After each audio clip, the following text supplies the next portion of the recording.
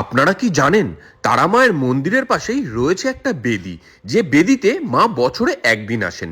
364 দিন মা মন্দিরে থাকলেও বছরের একটা নির্দিষ্ট দিন উনি এই বেদিতেই থাকেন। এটা মায়ের বেদি, এখানে মা বছরে একদিন আসে।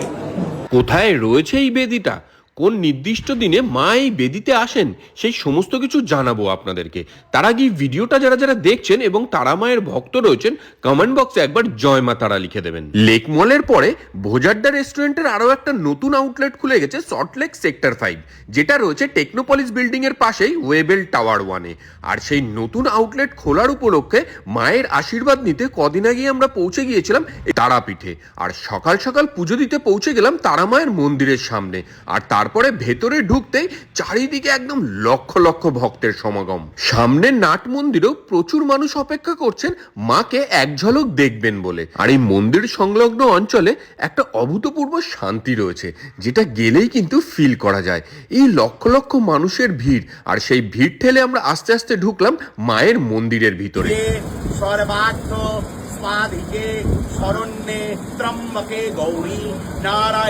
সল্টলেক সেক্টর 5-এর এই জায়গাটার জন্য কিন্তু আমরা লাস্ট 2 বছর ধরে লড়াই করছি।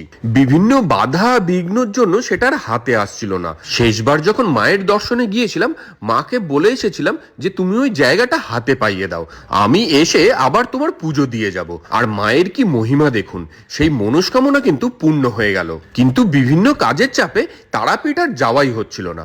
আমরা শেষবার গিয়েছিলাম শান্তিনিকেতনে একটা কাজের জন্য। সেই কাজটা শান্তিনিকেতন যাওয়ার পরে ক্যান্সেল হয়ে যায়, আর আমরা চলে যাই সোজা তারাপীঠ। মায়ের কি মহিমা বুঝতে পারছেন? মায়ের পুজো যেন মা নিজেই জোগাড় করে নেন। আর মায়ের নতুন বস্ত্র, ফুল, মালা, ভোগ সমস্ত কিছু দিয়ে প্রাণ ভরে মায়ের পুজো করি আমরা। মায়ের এত সুন্দর করে ভোগ এবং পুজোর ব্যবস্থা আমাদেরকে করে দিয়েছিল মায়ের প্রধান সেবায়িত শুভম। আর এই শুভমের কন্ট্যাক্ট নাম্বারও আমি আপনাদেরকে ডেসক্রিপশনে দিয়ে দিলাম। আর এই মায়ের মন্দিরের পাশেই রয়েছে কিন্তু এই ঘরটি। সর্ব মনোভীষ্ট সিদ্ধ লাভ কামনার্থে উগ্র তারা দেবতা ওই নম, যেখানে রয়েছে মায়ের এই বেদি। আর এই বেদিতেই কিন্তু মা বছরে একটা দিন থাকেন, আর 364 দিন মন্দিরে। মা বছরে একদিন আসে এই জায়গাটাতে। 364 দিন মা নিজের গর্ভগৃহে থাকে। বছরেরই একটা দিন ত্রয়োদশী পূর্ণিমা গতে, যে আমাদের লক্ষ্মী পুজো ত্রয়োদশী, দশমীর পর যে ত্রয়োদশী পরে, ত্রয়োদশী গতে চতুর্দশী কালীন থেকে মা বিরাজিত এখানে থেকে মা পূর্ণিমা গতে ওখানে আবার অধিবিষ্ট হয়ে পূজিতা হন। এই মায়ের বেদিতে হাত বুলিয়ে মায়ের কাছে প্রার্থনা করলে আমার বিশ্বাস সকল ভক্তের মনোবাঞ্ছা সকলেরই, মা তো স্বয়ং আমাদের এখানে, মা চোখ কান খোলা আমাদের মায়ের, না তো এত লাখ লাখ মানুষ, এত হাজার হাজার মানুষ কিসে। তো সেই সুবাদে মায়ের বেদি পরিষ্কার করার একটা সৌভাগ্য প্রাপ্তি সকলের হয় না, সময় সাপেক্ষ ব্যাপার।